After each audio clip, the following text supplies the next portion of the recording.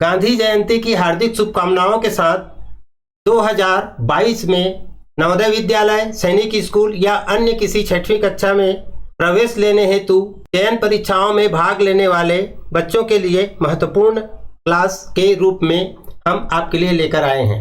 इस basic class में हम अभी आपको डेमो के रूप में कुछ प्रश्नों को हल करके दिखाएंगे। तो सबसे पहले प्रश्न हमारे पास संख्या पद्धति अध्याय 1, इससे संबंधित एक प्रश्न आपकी स्क्रीन पर दिखाई दे रहा है। यह प्रश्न आप लोगों को समझ में भी आना चाहिए और बनाने भी आना चाहिए। तो चलिए हम प्रश्न को सबसे पहले पढ़कर देखते हैं कि प्रश्न में क्या लिखा है। पहले 3 पूर्ण संख्याओं का योगफल होता है। हमारे पास 4 ऑप्शन नीचे दिया गया है और इन 4 ऑप्शनों में से कोई एक ऑप्शन सही है और सभी परीक्षाओं में इसी तरह से प्रश्न पूछे जाते हैं और नीचे 4 उत्तर दिए जाते हैं। इन 4 उत्तरों में से बच्चे को सही उत्तर का चयन करना होता है। बेसिक क्लास इसलिए ज़्यादा जरूरी है क्योंकि इस वर्ष के बच्चे पिछले 2 वर्षों से स्कूल में अच्छे तरह से अध्यापन नहीं किए हैं। इस बारे में चर्चा हम आगे करेंगे। तो सबसे पहले देखें, इस प्रश्न को समझें और इसे कैसे बनाएं इसको जानना जरूरी है। पहले 3 पूर्ण संख्या, तो हमको पहले 3 संख्या को जानना है, उसके बाद पूर्ण संख्या को जानना है और उसके बाद योगफल को समझना है। ये 3 चीज यदि हम समझते हैं तभी इस प्रश्न को समझकर बना सकते हैं। तो पहले 3 की बाद में समझेंगे। योगफल का क्या मतलब होता है इसको समझने का प्रयास कीजिए। योगफल का मतलब क्या होता है, जैसे कि हम किसी संख्याओं को यानी कि 3 और 4 को जोड़कर हम प्राप्त करते हैं 7। 3 और 4 बराबर 7। तो यहाँ पर किसी 2 संख्या, जैसे यहाँ पर किसी 2 संख्या या 2 से अधिक संख्या, जैसे हमने यहाँ पर 3 और 4 को लेकर जो जोड़ा है और जोड़ करके जो 7 प्राप्त किया है, यही हमारा क्या है, योगफल है। क्या है, यही योगफल। तो किसी भी प्रश्न में यदि आपको योगफल पूछा जाए तो योगफल का मतलब यही होता है 2 या 2 से अधिक संख्या। जैसे हम 3 धन 4 धन 1, इसको यदि हम जोड़कर जो संख्या प्राप्त करेंगे, इसको जोड़ेंगे तो हमें प्राप्त हो जाता है 8।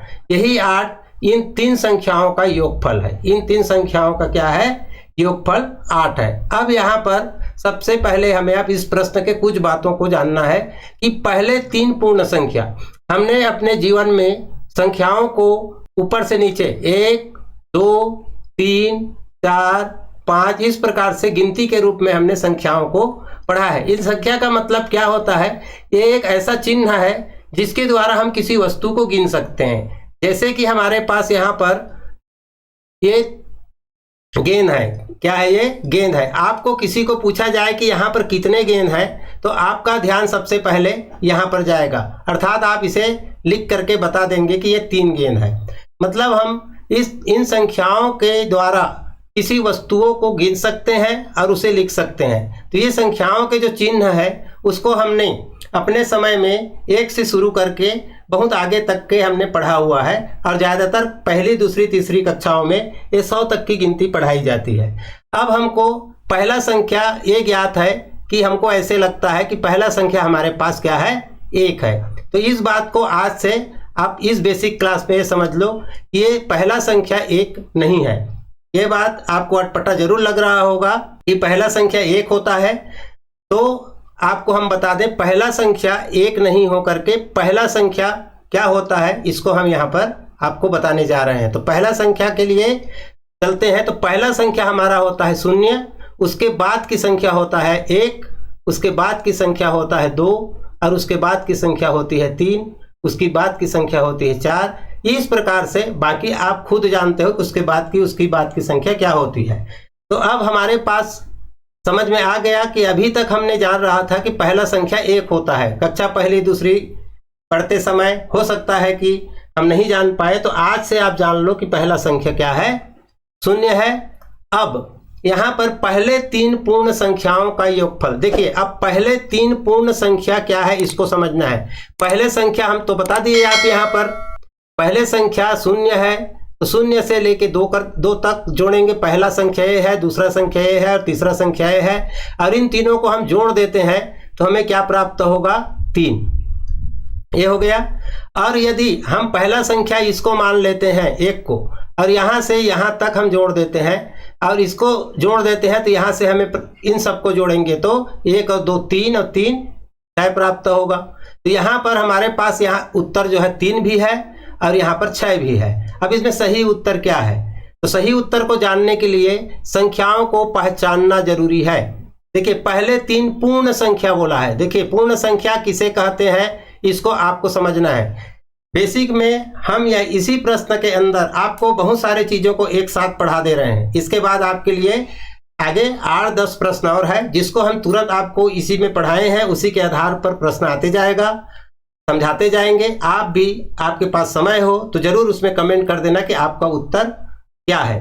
तो यहाँ पर देखिए पूर्ण संख्या किसे कहते हैं। हम तो आप जान गए अभी तक जितना सीखे हैं उसके आधार से कि आप संख्या 1 से शुरू नहीं हो करके 0 1 2 3 4 5 6 इस प्रकार से आगे बढ़ती है। यानी कि पहला संख्या हमारे पास निकल के आ गया कि 0 पहला संख्या है। तो पहले 3 पूर्ण संख्या। अब देखिए पूर्ण संख्या किसे कहते हैं, तो पूर्ण संख्या यही है, यहीं से शुरू होता है। ध्यान दीजिए 0 भी एक शून्य क्या है, पूर्ण संख्या है, ये पूर्ण संख्या है और यहीं से पूर्ण संख्या शुरू हो करके ये पूरे जब तक हम आगे बढ़ते जाएंगे तब तक ये पूर्ण संख्या रहेगा। अब यहाँ पर ये पूर्ण संख्या कहाँ से शुरू हुआ, 0 से शुरू होता है और आगे बढ़ते जाता है। तो 0 से शुरू हुआ संख्या से लेकर के हम पहले 3 संख्या को हमने जोड़ा है तो क्या प्राप्त हुआ है, 3। यानी कि इसका सही उत्तर हमारे पास ए प्राप्त होता है। तो ये आपका सही उत्तर हुआ। तो अब आप सोच रहे होंगे कि पूर्ण संख्या के लिए पूछा गया है तो कुछ और संख्या होता होगा। तो कुछ और संख्या क्या होता है उसको हम आगे की प्रश्न में भी बताएंगे, लेकिन यहाँ पर बेसिक तौर पर आपको एक जानकारी दे देते हैं कि संख्याएं जो 0 से शुरू होता है और आगे बढ़ता है उन्हें हम पूर्ण संख्या कहते हैं। और संख्याएं जो हमने अभी तक पढ़ा हुआ है 1 2 3 4 5 6 इस प्रकार आगे और रहेंगे। तो ये अभी शुरू करके हमने 1 से शुरू करके हमने जितने संख्याएं पढ़ी हुई है इसे पूर्ण संख्या ना कहकर प्राकृतिक संख्या कहते हैं। कई जगह प्राकृत भी लिखा रहता है, प्राकृतिक संख्या। देखिए ये ध्यान दीजिए, प्राकृतिक संख्या। यदि ये कहीं पर प्राकृत लिखा हो तो भी आप कंफ्यूज नहीं होंगे। प्राकृत कैसे लिखा जाता है इसको भी लिख देते हैं, प्राकृ और ता। तो प्राकृत भी लिखा जाता है अलग अलग जगहों में और प्राकृतिक भी लिखा जाता है और कहा भी जाता है। तो ये ध्यान रखिए प्राकृत हो या प्राकृतिक, तो प्राकृत या प्राकृत संख्या कहाँ से शुरू होता है, 1 से शुरू होता है और अनंत तक चला जाता है, यानी कि पूरा। तो अब इस बातों से आपने क्या सीखा, तो 0 से शुरू होने वाली संख्या 0 1 2 3 4 5 6 आगे और रहेंगे। ये सभी संख्याएं क्या है, पूर्ण संख्या है। सभी संख्याएं पूर्ण संख्या है और 1 से शुरू होकर के आगे बढ़ने वाली सभी संख्याएं प्राकृत संख्या है। इसका मतलब आपने क्या समझा, 0 को छोड़ करके, ध्यान दीजिए 0 के छोड़ करके सभी संख्याएं पूर्ण संख्या भी है और प्राकृत संख्या भी है। देखो सब में ये दोनों है।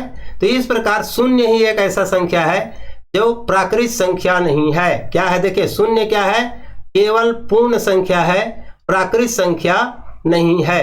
अब इस बातों से आपको क्लियर हो गया होगा कि बाकी सारे संख्याएं पूर्ण संख्या भी है और प्राकृत संख्या भी है। तो इस प्रश्न से आपके पहले अध्याय संख्या पद्धति का एक पार्ट समझ में आया होगा। एक पार्ट, यहाँ 9 पार्ट है। 9 पार्ट को हम बारी बारी से अलग अलग वीडियो क्लास के रूप में आप लोगों के लिए हमारे YouTube पर अपलोड करते जाएंगे और प्रत्येक क्लास को एक के बाद एक आप लोगों को करना है। तो अब हम चलते हैं इसके अगले प्रश्न पर। अगले प्रश्न में इसी से संबंधित जो प्रश्न दिया है, आप यदि जान जाते हैं प्रश्न का उत्तर तो आप जो है तुरंत कमेंट करिएगा। तो चलिए चलते हैं उस प्रश्न पर। जैसे कि हमने पहले बताया है उसी पर आधारित यह प्रश्न आप ध्यान से देखिए। निम्न में से कौन सी संख्या प्राकृत संख्या नहीं है। हमने अभी अभी आप लोगों को बताया है। अब प्राकृत संख्या इनमें से कौन सी नहीं है, ये आपको समझ में आ गया होगा कि प्राकृत संख्या कौन सा, 0 एक ऐसा संख्या है जो केवल पूर्ण संख्या है। हमने बताया था केवल पूर्ण संख्या है। तो यहाँ पर 0 एक ऐसा संख्या यहाँ पर आपको दिखाई दे रहा है जो प्राकृत संख्या नहीं है। तो यहाँ पर प्रश्न वही पूछ रहा है, निम्न में से कौन सी संख्या प्राकृतिक संख्या नहीं है। तो यहाँ देखिए, हम एक किसी संख्या को गिन सकते हैं, किसी चीज़ों को गिन सकते हैं। 10 किसी चीज़ों को हम संख्या गिन करके लिख सकते हैं, और 100 भी किसी चीज़ों को हम गिन करके लिख सकते हैं। लेकिन हमारे पास 0 एक ऐसा संख्या है जिससे हम किसी चीज़ों को गिन नहीं सकते। जिस संख्या से किसी वस्तु को हम गिन सकते हैं वो सारे संख्या प्राकृत संख्या है। मतलब किसी वस्तु को हम गिन करके लिख सकते हैं वो सारी संख्याएं क्या कहलाती है, प्राकृत संख्या कहलाती हैं। जबकि 0 से हम किसी वस्तु को गिन नहीं सकते और ना ही लिख सकते हैं। तो किसी वस्तु को लिखा जाने वाला, गिन करके लिखा जाने वाले सारे संख्या प्राकृत संख्या कहलाती है। और 0 एक ऐसा संख्या है जो प्राकृत संख्या नहीं है, क्योंकि इस संख्या से हम किसी वस्तु को गिन नहीं सकते, इसलिए यह एक पूर्ण संख्या खाली है, प्राकृत संख्या नहीं है। तो इस प्रश्न का उत्तर आप लोगों ने सही दिया होगा। अब हम चलेंगे अगले प्रश्न पर। अगला प्रश्न क्या है उसके लिए आप तैयार हो जाएं। अब इस प्रश्न को देखिए, प्रथम 2 प्राकृत संख्या तथा पूर्ण संख्याओं के योग का अंतर है। अब देखिए, इस प्रश्न को समझने का प्रयास कीजिए। प्रथम 2 प्राकृत संख्या, हमने प्राकृत संख्या आपको सिखा दिया है। प्राकृत संख्या कहाँ से शुरू होता है, 1 से। तो प्रथम 2 यानी कि 1 और 2 यानी कि पहला और दूसरा प्राकृत संख्याओं का योग कितना होगा, 3 होगा। प्रथम 2 प्राकृत संख्या का योग कितना होता है, 3। प्रथम 2 प्राकृतिक संख्याओं का योग और प्रथम 2 पूर्ण संख्याओं का योग। तो प्रथम 2 पूर्ण संख्या क्या है, पूर्ण संख्या कहाँ से शुरू होता है, 0 से। 0 धन 1, 0 और 1 को जोड़ देंगे तो बराबर क्या प्राप्त होगा, 1। अब ये दोनों के बीच कितने का अंतर है। अब देखिए, अब अंतर पूछा जा रहा है ना। योग तो हमने निकालना पहले प्रश्न दूसरे प्रश्न में हमने सीख लिया। अब प्रथम प्राकृत संख्या भी सीख लिया, प्रथम पूर्ण संख्या भी सीख लिया, इसलिए हमने प्रथम संख्याओं को यहाँ पर लिखना भी सीख गया, उनका योग प्राप्त करना सीख गया। अब अंतर कैसे ज्ञात करते हैं, ये देखिए, प्रथम 2 प्राकृत संख्याओं का योग 3 होता है, अब प्रथम 2 पूर्ण संख्याओं का योग 1 होता है। अब प्रश्न में पूछा गया है इनके योग का अंतर ज्ञात कीजिए। अंतर का मतलब होता है दोनों में अंतर, तो वैसे भी आप देख रहे होंगे अंतर 2 का है, लेकिन ये 2 कैसे निकाला जाता है। तो अंतर जब भी पूछा जाए आप दोनों संख्याओं को एक दूसरे से घटा देंगे, अर्थात 3 में से 1 घटाना है और इसको घटा देंगे तो हमें क्या प्राप्त होगा, 2 प्राप्त होगा। यही 2 उसका अंतर है और वही इसका उत्तर है। तो ध्यान दीजिए, हम आज गांधी जयंती के दिन यह क्लास शुरू कर रहे हैं और इसमें आप लोगों को अधिक से अधिक बच्चों को लाना होगा। यह class YouTube channel Navodaya tips and study पर नियमित रूप से ली जाएगी। क्लास पूरी तरह से निःशुल्क रहेगा। इस वर्ष जवाहर नवोदय विद्यालय चयन परीक्षा में सम्मिलित होने वाले कक्षा 5वीं में जो अध्ययनरत विद्यार्थी हैं वे कोविड-19 के कारण पिछले 2 वर्षों से अपने विद्यालय स्तर पर नियमित क्लास में उपस्थित नहीं हो पाए हैं और उनका अध्ययन अध्यापन नहीं हो पाया है। इस कारण से बच्चे का स्तर कुछ कमजोर है तथा शिक्षा की मुख्य धारा से पीछे छूट गए हैं। हम ऐसे बच्चों को उनके मुख्य धारा पर जोड़ने के लिए अतिरिक्त कोचिंग के विकल्प के रूप में हमने बच्चों को आगे बढ़ाने का तथा उनके पिछले 2 वर्षों में हुए नुकसान की भरपाई के लिए अपने YouTube channel Navodaya tips and study के माध्यम से एक बेसिक क्लास सीरीज की शुरुआत कर रहे हैं। आप अपने बच्चे के साथ साथ समाज के अन्य बच्चों तक यह मैसेज पहुँचाइए ताकि उनको भी शिक्षा के मुख्य धारा से जोड़ा जा सके। चलेंगे हम अगले महत्वपूर्ण प्रश्न के लिए। इसी टॉपिक पर हम आगे की महत्वपूर्ण प्रश्न आपके सामने लेकर आ रहे हैं। अब यहाँ पर हमारे पास प्रश्न है, सभी संख्याएं प्राकृत संख्या होती है। अब यहाँ पर 4 ऑप्शन दिए गए हैं। देखिए ध्यान दीजिए, अभी तक आपने पढ़ा उसमें क्या सीखा, सभी संख्याएं प्राकृतिक संख्या होती है। तो हाँ, नहीं, सत्य, उपयुक्त सभी। जानते हैं कि हमारी संख्याएं स्टार्ट होती है 0 से और 0 से शुरू होकर के 1, 2, 3, 4 इस प्रकार से आगे बढ़ती है। प्रश्न कह रहा है कि सभी संख्याएं प्राकृत संख्या होती है। तो ये सभी संख्याएं हैं, क्या ये सभी संख्याएं प्राकृत संख्या है? तो मेरे ख्याल से आप लोगों ने सीख लिया होगा 0 प्राकृत संख्या नहीं है। इसका मतलब सभी संख्याएं प्राकृत संख्या होती है? तो नहीं होती है। सभी संख्याएं प्राकृत संख्या नहीं होती है, क्योंकि शून्य प्राकृत संख्या नहीं है। प्राकृत संख्या तो 1 से शुरू होती है। तो इस प्रकार इनमें से सही उत्तर क्या है? बी है। देखिए, हाँ कह देंगे तो गलत हो जाएगा, सत्य कह देंगे तो गलत हो जाएगा, उपयुक्त सभी कह देंगे तो भी गलत हो जाएगा, क्योंकि इसका उत्तर नहीं में आएगा, क्योंकि सभी संख्याएं प्राकृत संख्या नहीं होती है।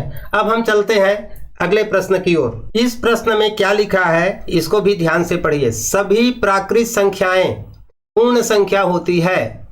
फिर आपके पास ऑप्शन है हाँ, नहीं, असत्य, उपयुक्त, सभी। तो अब पहले समझने का प्रयास कीजिए। सभी प्राकृत संख्याएं पूर्ण संख्या होती है। आप सभी प्राकृत संख्या को लिख लेते हैं। देखिए, 1, क्योंकि प्राकृत संख्या हमेशा कहां से शुरू होती है? 1 से। 1, 2, 3, 4, 5, आगे और भी संख्या होगी। तो क्या ये सभी संख्याएं पूर्ण संख्या है? तो हाँ, ये सभी संख्याएं पूर्ण संख्या तो है ही, क्योंकि पूर्ण संख्या में एक संख्या अधिक होता है। तो यहाँ पर ये सभी संख्याओं को हमने लिख कर देखा और देखा कि सभी प्राकृत संख्या तो है ही है। क्या सभी प्राकृत संख्याएं पूर्ण संख्या होती है? तो हाँ। तो यहाँ पर उत्तर ये हो जाएगा। नहीं लिख सकते, नहीं तो गलत हो जाएगा। असत्य नहीं लिख सकते क्योंकि गलत हो जाएगा। उपयुक्त सभी भी नहीं लिख सकते क्योंकि इसके बाद भी गलत हो जाएगा। तो सभी प्राकृत संख्याएं पूर्ण संख्याएं होती है। तो यस, सभी प्राकृतिक संख्याएं पूर्ण संख्याएं होती है। अब हम आगे बढ़ेंगे अगले प्रश्न को लेकर। अब इस प्रश्न पर गौर करें। सभी पूर्ण संख्याएं प्राकृत संख्या होती है। अब सभी पूर्ण संख्या को हम पहले लिख लेते हैं। सभी पूर्ण संख्या लिखें तो 0, 1, 2, 3, 4, 5। अब सभी पूर्ण संख्या को तो हम लिख लिए। संख्याएं प्राकृत या प्राकृतिक संख्या होती है। तो सभी पूर्ण संख्या क्या प्राकृतिक संख्या है? नहीं है, क्योंकि ये शून्य प्राकृतिक संख्या नहीं है। तो यहाँ पर अब जाते हैं, सही उत्तर कौन सा है? तो बी, मतलब सभी पूर्ण संख्याएं प्राकृतिक संख्या नहीं होती है ना। सभी पूर्ण संख्याएं प्राकृतिक संख्या नहीं होती है, क्योंकि शून्य एक ऐसा संख्या है जो केवल पूर्ण संख्या है, प्राकृतिक संख्या नहीं है। इसी प्रकार सिलसिले बार सिलसिले हम बच्चों के सीखने लायक प्रश्न को, बेसिक बातों को सिखाने के लिए आगे की क्लास जारी रखेंगे। इस पहले क्लास के विषय में आपका कोई सुझाव हो तो हमें कमेंट बॉक्स में जरूर लिखकर बता दें। हम उस पर सुधार करने का प्रयास करेंगे। अधिक से अधिक लोगों तक हमारी क्लास को शेयर करें। हम मिलेंगे फिर ऐसी ही आगे की क्लास के लिए अगले वीडियो पर। तब तक के लिए धन्यवाद। जय हिंद, जय भारत।